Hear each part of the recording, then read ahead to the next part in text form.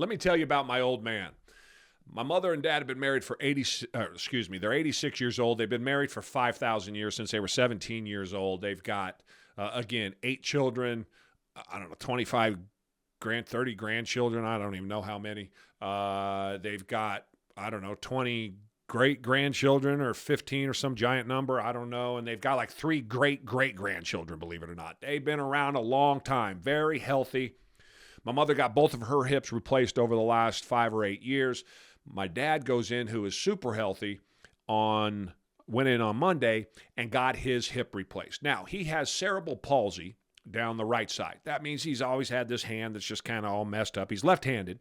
So his left hand works, his left foot works, but his hand's always been kind of like this, and his foot is essentially the same way. He can walk, but his foot's always been this way. His 2 knees are great. His right hip is just fine, obviously, because it's never been used. The left hip was mangled. And at 86 years old, he got it fixed. Now, typically when you get your hip redone, like my mother did, she stood up later that afternoon and went for a walk.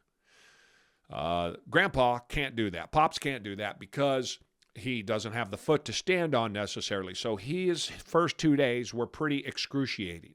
And I just hung up with him, and I don't think he'll mind me telling you this story because there is a lesson for you guys in this story, both regardless of what your goals are, health-wise or business-wise, career, whatever, family, whatever you're trying to do. There's a lesson here, one that I preach and try to live every day. For a couple of days, particularly the first night and yesterday, homeboy was in a lot of pain.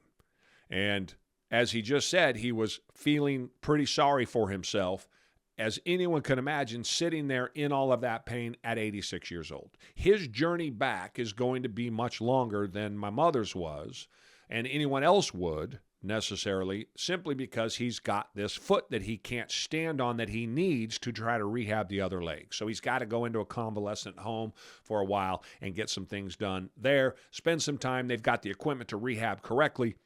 But he woke up this morning. So I'm talking to my mother the last couple of days, and Pops isn't doing well. He had trouble waking up, and he's trying to get his feet up underneath of him, literally and figuratively. And so I talked to her this morning, and she said that he was in better spirits today. I didn't bother him for the first couple of days, and he just called me, and we had about a half an hour conversation. And he told me, as I am getting ready to tell him that he's going to have to get it in his head to get up out of that bed and do the things that he needs to do, he tells me he woke up at 4 o'clock this morning by himself, obviously, in that hospital room that he's still in, and he'll be in for a few more days. And he said, I said out loud to myself, as the pain kind of broke and he'd gotten a couple of days away from having the hip installed, and he said, Jerry, I said to myself, you have to stand up. Enough of this. You have to go. He's sitting in the hotel room. He's sitting in the hospital room, and he says this to himself out loud. Nobody's in there, but he's by himself, so that he could speak it into existence, so he could make it happen. Enough. I spent a couple of days down. I spent a couple of days beat up. I've got a journey in front of me that I have to go attack.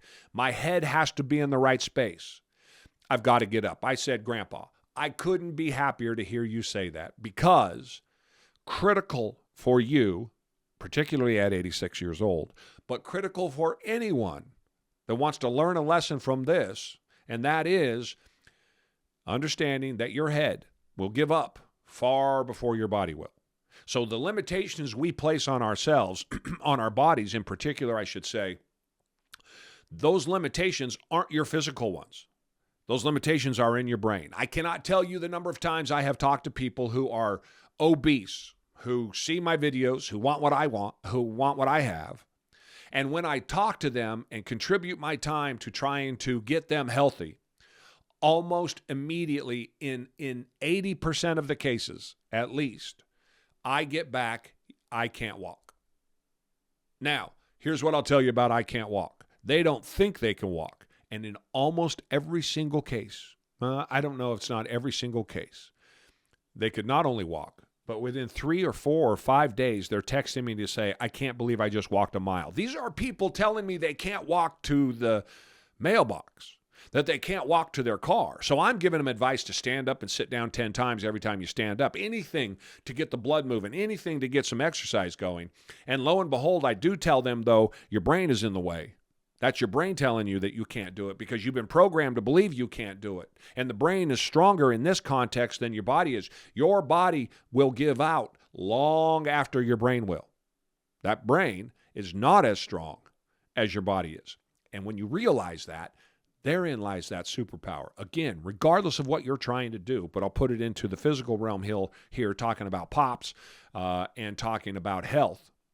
If you are overweight, if you are obese, if you are sick and dying and diseased, you have to figure this out first.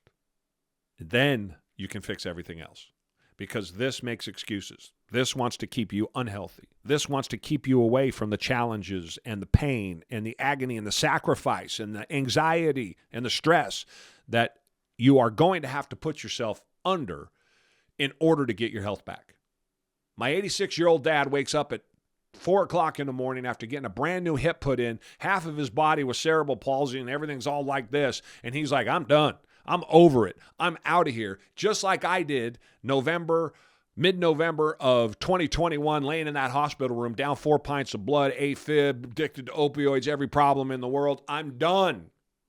I was over it, and so is he. I'm going to love this journey. And 86 years old, last thing you want is old boy going into a convalescent home, but he's like, I'm going in, I'm going to crush it, and I'm coming back out. That is the mentality, people, regardless of what's wrong with you, across the board for everybody. And I want to encourage all of you to take some inspiration from this old dude and understand that whether you're 86 or 36, we all kind of do the same things in our head. And once we master that, though, once we understand that and that the battle is up here, not down here, it makes a whole big difference to you finding that success. I hope this is helpful. I'm looking forward to watching the old boy come back. Opportunities are everywhere. You got to go get them. Go for a walk. Let's go, Pops. Do your thing.